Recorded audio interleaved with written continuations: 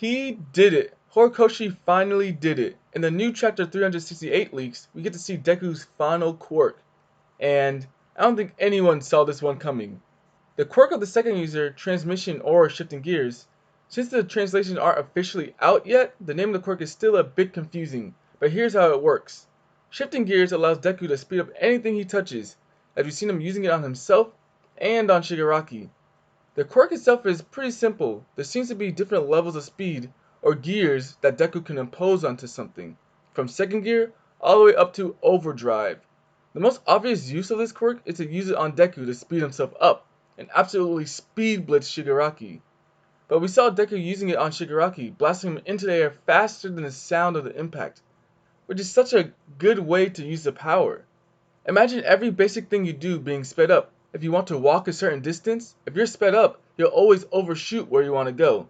Just jumping at a heightened speed will launch you straight upwards. Shifting gears will confuse any opponent that is activated on. It's actually pretty similar to Giorno's stand ability when used on people. Their senses are so heightened, they can't really do anything. This just makes Bakugo even more impressive. Remember when All For One / Shigaraki was reminded of the second user?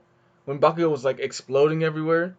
That means his speed was on par with, or more reasonably, close to, the second user's shifting gear quirk.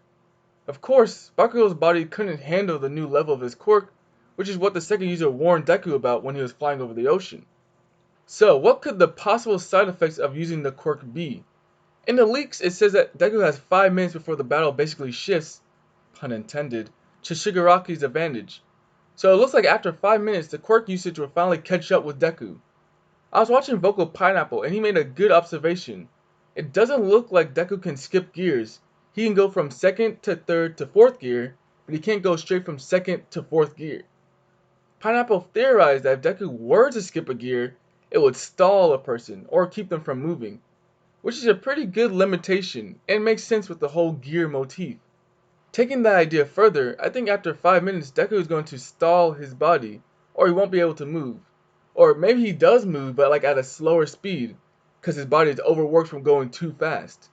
I feel like this is a good way to balance the ability. It keeps the battle interesting, and when Bakugo finally comes back, he can protect Deku as he recovers, and then we'll have a crazy 2-on-1 fight. But, what do you think? Do you like Deku's new quirk, or do you still think it should have been some kind of laser thing?